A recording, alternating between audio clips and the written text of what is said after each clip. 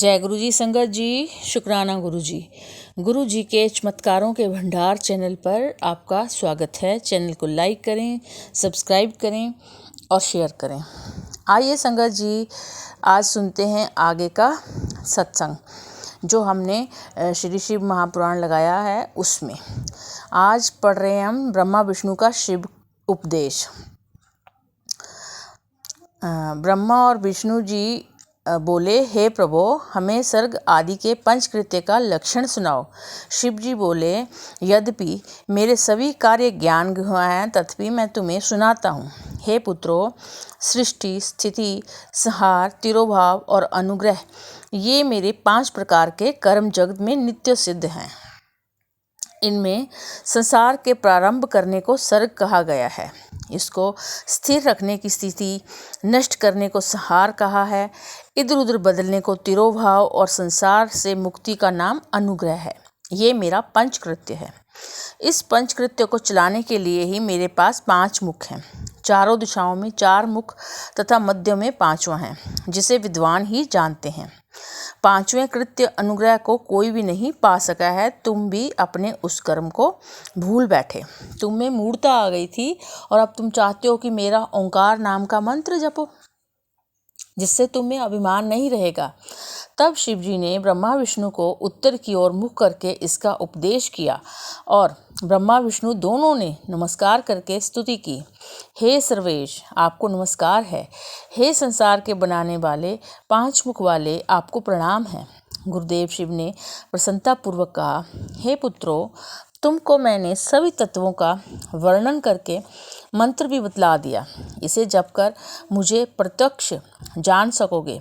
ये मंत्र भाग्य विदायक और ज्ञान देने वाला है।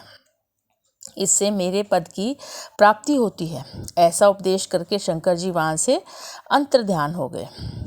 सूत जी बोले, हे ऋषियों, गंगा आदि पवित्र नदियों के तट पर अथवा जैसी जहाँ इच्छा हो वैसे ही लिंग स्थापना करनी चाहिए। उनका पूजन नित्य होता रहे, ऐसा सोच लेना चाहिए। पृथ्वी संबंधी द्रव्य जल से निर्मित अर्थात धातु आदि से बने शिवलिंग की स्थापना इच्छानुसार करें। चल मूर्ति छोटी अचल बड़ी बनानी चाहिए। शिव जी के लक्षणों से युक्त सिंहासन पर मूर्ति को पधरावें। मिट्टी, पत्थर और लोहा आदि के सांचे से इन्हें धातुओं का 12 अंगुल का लिंग बनाना चाहिए। लिंग या वेर दोनों ही की पूजा शिव पद को देने वाली है। कोई भक्त शिव की गोद में उमा को बैठाकर उनकी पूजा करते हैं। गुरु से जानकर स्नान आदि करके भस्म लगाकर नैवेद्य से शिव पूजन करें। पंचाक्षर मंत्र के जप में प्रणव लगाना चाहिए। फल प्राप्ति के लिए गुरु से दीक्षा ले लें। गुरु ज्ञानी तथा ब्राह्मण होना चाहिए। ब्राह्मण को नमः शब्द पहले बोलना चाहिए, ओम नमः शिवाय, और वर्णमय शब्द अंत में कहें, ओम शिवाय नमः। ब्राह्मण की स्त्री नमः पहले ही लगावे। जो 5 करोड़ मंत्र जप ले वह सदा शिवरूप हो जाता है। ब्राह्मण नित्य 1008 गायत्री जपे तथा वैदिक सूक्त का जप करे। ओंकार को 1000 बार जपने पर मनोरथ की सिद्धि होती है। शिव क्षेत्र में 100 गुना फल देता है। जहाँ लिंग पधराया गया हो वहाँ से 100 हाथ तक की भूमि पवित्र होती है, वह पुण्य क्षेत्र कहलाता है। इतना सुनकर ऋषियों ने पुनः पूछा, हे सूत जी, अब आप हमें ऐसे पुण्य क्षेत्रों का वर्णन भी संक्षेप में सुनावें जिनका आश्रय पाकर स्त्री पुरुष परम शिवपद को प्राप्त कर लेते हैं। इनका आगमन कैसे हुआ, ये भी बताने की कृपा करें। गंगा आदि नदियों के तट पर अनेक तीर्थ हैं। सरस्वती नदी भी बड़ी पवित्र है। इसके तट पर निवास करने वाला ब्रह्मा पद को पाता है। हिमालय से निकलने वाली गंगा जी 100 मुख वाली हैं तथा पतित पावनी हैं। उसके तट पर वास पुण्यदायक है। काशी आदि अनेक पुण्य क्षेत्र हैं, वहाँ निवास करना चाहिए। सोनभद्र के तट पर स्नान व्रत आदि करने पर गणेश पद भी को पाता है। 24 मुख वाली नर्मदा के तट पर वास करने वाला वैष्णव पद प्राप्त कर लेता है। तमसा, रेवा, गोदावरी के तट पर वास करने वाला ब्रह्मा हत्या आदि से छुटकारा पा लेता है। इसके अलावा कृष्णा वेणी विष्णु लोकदायिनी तथा तुंगभद्रा ब्रह्मलोकदायिनी हैं। ये ब्रह्मलोक से गिरे हुए लोगों को अपने तट पर जन्म देती हैं।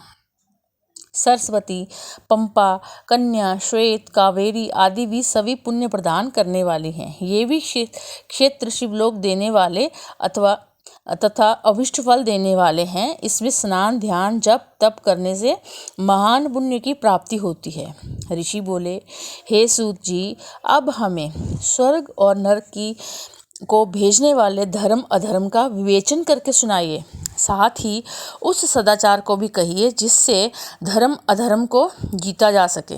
सूत जी बोले, हे ऋषियों, सभी वर्णों के लोगों को चाहिए कि वे सूर्योदय से पूर्व उठकर अपने इष्ट देव का ध्यान करें। पूर्व की ओर मुख करके बैठने पर उत्तम फल मिलता है।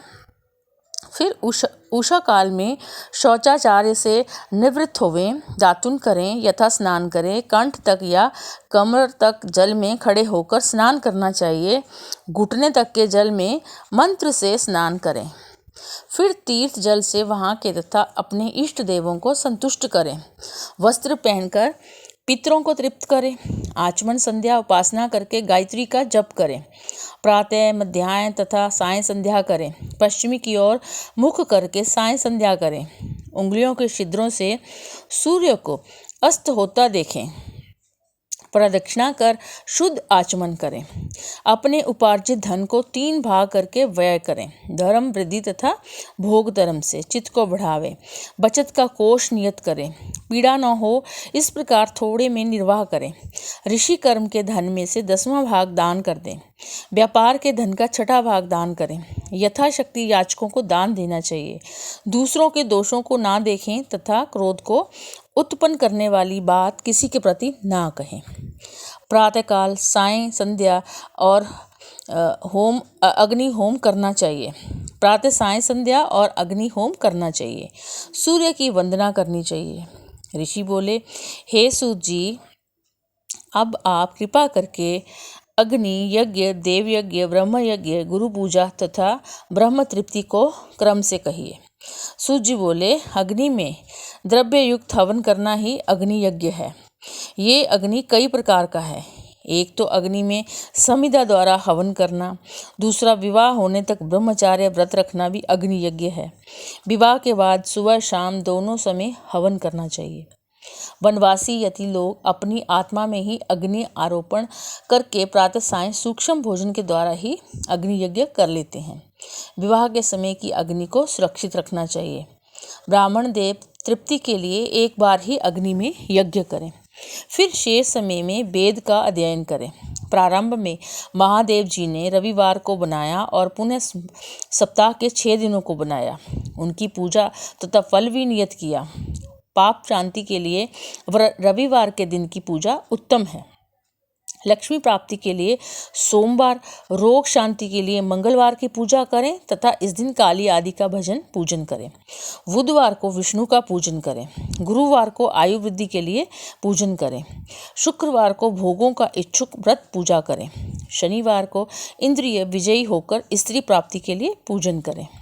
ऋषि बोले, हे सर्वज्ञ सूत जी, अब आप पूजा के योग्य स्थान व काल का निरूपण कीजिए।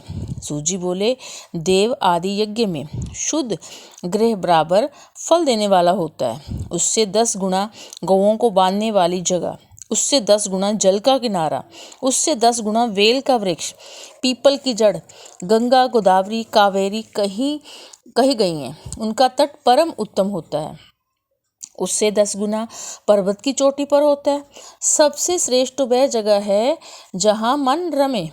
शुद्ध हृदय से किया हुआ कर्म सर्वत्र और सब काल में पुण्य देने वाला होता है। संक्रांति और ग्रहण में तो 10 गुना फल और बढ़ जाता है। तपोनिष्ठ योगी यति की पूजा करनी चाहिए। ब्राह्मण तो पूजा का पात्र है। यदि वेद पाठी गायत्री जपने वाला मिले तो उसे दान देने पर वैकुंठ की प्राप्ति होती है। शिव भक्त परायण ब्राह्मण को दान देने पर कैलाश की प्राप्ति होती है। नर नारी आदि जीव कोई भी भूखा हो वही अन्नदान का पात्र है। इच्छा वाले को देना अभिष्ट फल को देता है। जैसे भी हो, थोड़ा बहुत देव अर्पण किया हुआ दान अनंत भोग को प्रदान करता है। मनुष्य को तप और दान ये दोनों ही हमेशा करने चाहिए। देवताओं की तृप्ति से सभी भोग मिलते हैं। ईश्वर अर्पण बुद्धि से दान करने पर मोक्ष की प्राप्ति होती है। सूत जी बोले, हे महर्षियों, मिट्टी की बनाई प्रतिमा के पूजन से स्त्री पुरुष सभी के मनोरथ पूर्ण होते हैं। इसके लिए नदी, तालाब, कुओं या जलाशय के भीतर की मिट्टी लगाकर सुगंधित दवा का चूर्ण मिलाकर श्रेष्ठ मंडप में बैठकर दूध डालकर अपने हाथ से सुंदर प्रतिमा बनाकर पूजन करें। गणेश, सूर्य, विष्णु, पार्वती, शिव जी की मूर्ति का आदर से पूजन करें। जो षोडशोपचार से शिव जी का पार्थिव पूजन करता है उसके सभी मनोरथ पूर्ण होते हैं। किसी के द्वारा स्थापित शिवलिंग पर 3 सेर नैवेद्य चढ़ावें और स्वयं प्रकट लिंग पर 5 सेर नैवेद्य चढ़ावें। ऐसा पूजन करने वाला ब्राह्मण सत्यलोक को जाता है। 12 अंगुल चौड़ा और 25 अंगुल लंबा लिंग का प्रमाण है। इनके अभिषेक से आत्म बुद्धि, गंध से पुण्य की प्राप्ति, नैवेद्य से आयु और तृप्ति होती है। धूप देने से धन की प्राप्ति होती है। दीप से ज्ञान और तांबुल से भोगों की प्राप्ति होती है। अतः स्नान आदि 6 प्रकार के यत्न पूर्वक पूजन करना चाहिए। नमस्कार और जप दोनों सभी अभिष्ट सिद्धिदायक हैं। अतः पूजा के अंत में ये अवश्य करें, क्योंकि इनसे भोग और मोक्ष दोनों की प्राप्ति होती है। मानसिक पूजन में भी इसे अवश्य करें। प्रकृति से उत्पन्न हुआ संसार तो नौका स्वरूप है, इसीलिए विद्वान पंडित इसे प्रणव कहते हैं। प्रपंच ना नहीं और वह तुम में अर्थात तुम में प्रपंच नहीं है, यही प्रणव का अर्थ है, जो जपने वाले को मोक्ष प्रदायक है। ये प्रणव माया से रहित सर्वदा नवीन है। ये सूक्ष्म स्थूल दोनों प्रकार का है। इसे एकांत में जपने से भोग की प्राप्ति होती है। जो 36 करोड़ जप लेता है उसे योगी कहते हैं। ये अकार, उकार तथा मकार, विंद और नाद के सहित तथा शब्द काल कला से युक्त है, अर्थात असम। इन 3 दीर्घ अक्षरों और मात्राओं से युक्त प्रणव होता है। ये योगियों के हृदय में निवास करता है। यही शिव शक्ति की एकता और तत्व स्वरूप है। ये सभी पापों का नाश करने वाला है।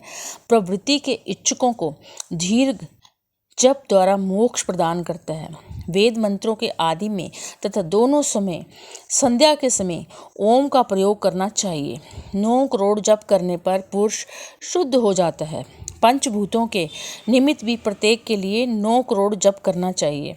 जितेंद्रिय पुरुष 5 करे। जहाँ पर शिवलोक को जाता है वहाँ नंदिकेश्वर बाहर स्थित रहकर पंचाक्षर मंत्र का जप करते हैं।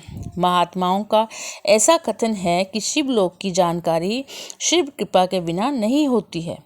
जो ब्राह्मण गुरु से पंचाक्षर प्राप्त कर 5 लाख जप करता है उसकी आयु बढ़ती है। स्त्री तप से छूटकर तथा क्षत्रिय तप से छूटकर ब्राह्मण हो जाते हैं। वैश्य क्षत्रिय हो जाते हैं और शूद्र केवल 25,000 जप से ही शुद्ध हो जाता है। ये मंत्र शिव स्वरूप है। जो इसे धारण कर लेता है वह शिव स्वरूप हो जाता है। शिव शक्ति की पूजा विद्वानों को आनंद प्रदायक है। इस अध्याय के पढ़ने से शिव की अद्भुत कृपा होती है और सिद्धि प्राप्त होती है। ऋषि बोले, हे ऋषि सूत जी, बंधन और मोक्ष क्या है, इसे हमें कहिए। सूत जी बोले, प्रकृति के 8 बंधन हैं। उनके कारण ही आत्मा की जीव संज्ञा हुई है। इनसे छूटना ही मुक्ति है।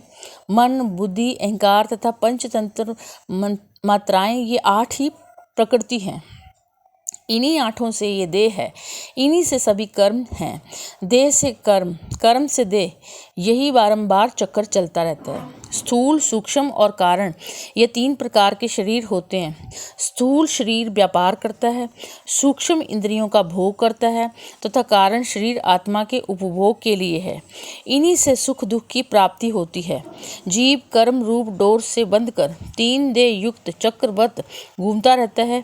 जब चक्रकर्ता शिव का पूजन करे तो इससे दूर हो सकता है। वे ही 8 को वश में किए हुए हैं। जो शिव की वेर या लिंग में पूजा करते हैं उन पर महेश निश्चित प्रसन्न होते हैं। लिंग तो अनेक है, परंतु स्वयं भूलिंग, बिंदुलिंग, प्रतिष्ठित लिंग तथा 4 लिंग एवं 5वां गुरु लिंग है। इनकी पूजा करनी चाहिए। शिव भगत को अपवित्रता तथा सूतक नहीं लगते। प्रथम गणेश पूजन करके शिव का पूजन नित्य करना चाहिए। शिव पूजन से दैहिक, दैविक और भौतिक ताप शांत हो जाते हैं। महर्षि बोले, हे सूत जी, आप धन्य हैं। आपने शिवलिंग की महिमा को हमें समझाया। अब आप पार्थिव महेश्वर की महिमा को हमें कहिए, जो कि आपने व्यास जी से सुनी है। सूत जी बोले, हे ऋषियों, मैं तुम्हारी भक्ति और अपने सत्कार से प्रसन्न हूँ। तुम्हें पार्थिव लिंग की महिमा को सुनाता हूँ, तो सुनिए। हे विप्रो, पार्थिव लिंग की महिमा को पार्थिव लिंग सब लिंगों में श्रेष्ठ कहा गया है। इसके पूजन से अनेक लोग सिद्ध हो गए हैं। ब्रह्मा, विष्णु, सुर, असुर, गंधर्व सभी इससे सिद्धि को प्राप्त हुए हैं। सतयुग में रत्न का, त्रेता में स्वर्ण का, द्वापर में पारे का तथा कलयुग में पार्थिव लिंग श्रेष्ठ होता है।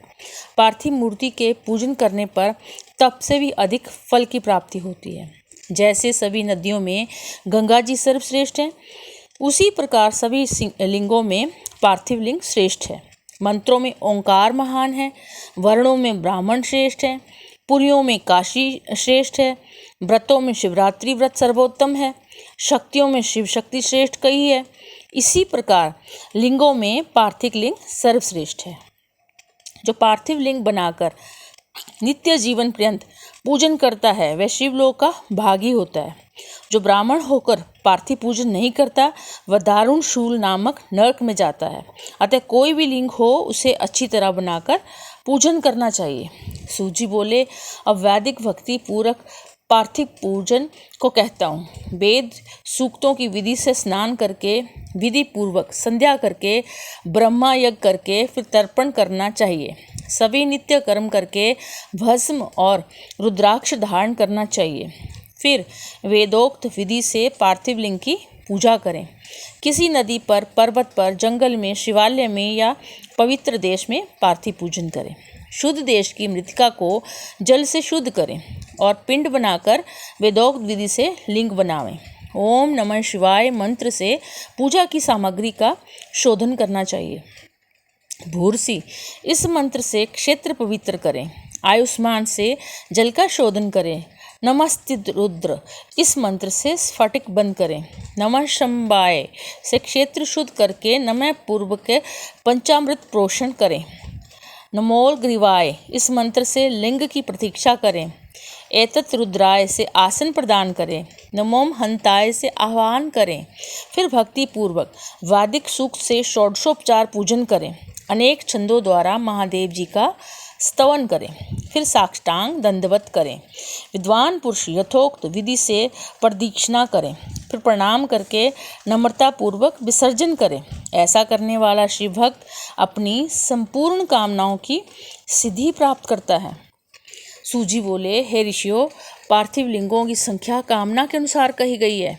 विद्यार्थी 1000 पार्थिव पूजन करे, धन का इच्छुक 500 पार्थिव लिंग बनाकर पूजन करे, पुत्र का इच्छुक 1500 पार्थिव पूजन करे, वस्त्र को चाहने वाला 500 पूजन करे, मोक्ष को चाहने वाला 1 करोड़, भूमि का 1000, दया का 3000, तीर्थ की कामना करने वाला 2000 पूजन करे। इसी प्रकार जैसे जिसकी कामना हो उसी के अनुसार वेदोक्त विधि से उतनी संख्या में पार्थिव पूजन करें। पार्थिव की पूजा करोड़ों यज्ञ का फल देने वाला है। जिसका समय बिना शिवलिंग पूजन के बीतता है वह दुरात्मा है। लिंग का पूजन करने से संपूर्ण स्थावर जंगम पूजित हो जाते हैं। संसार से तरने का इससे सुंदर दूसरा उपाय नहीं है।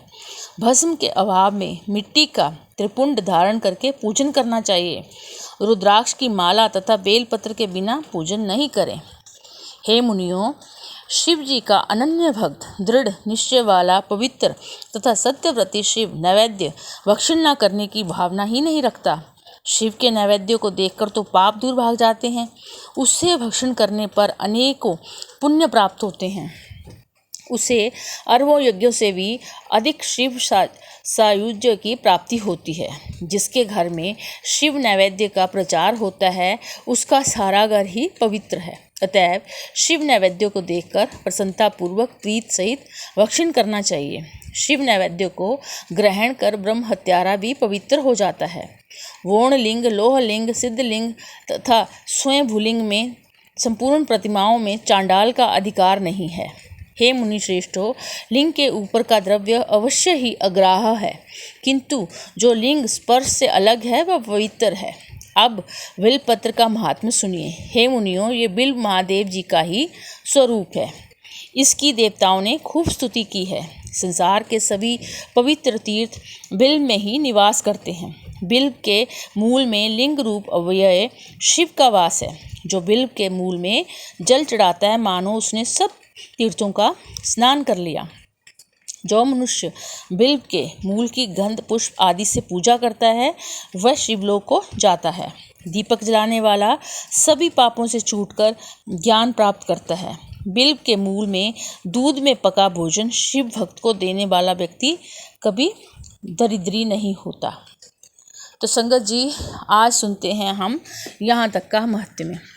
कल हम शिव नाम की महिमा, भस्म की महिमा, रुद्राक्ष का महात्म्य और ऋषिगणों की वार्ता, ये सब जो प्रसंग हैं आगे पढ़ेंगे। आपसे हाथ जोड़कर यही विनय है कि आप सत्संग जो है प्लीज़ पूरा सुने। आपका दिन मंगलमय हो, इसी कामना के साथ जय गुरु जी।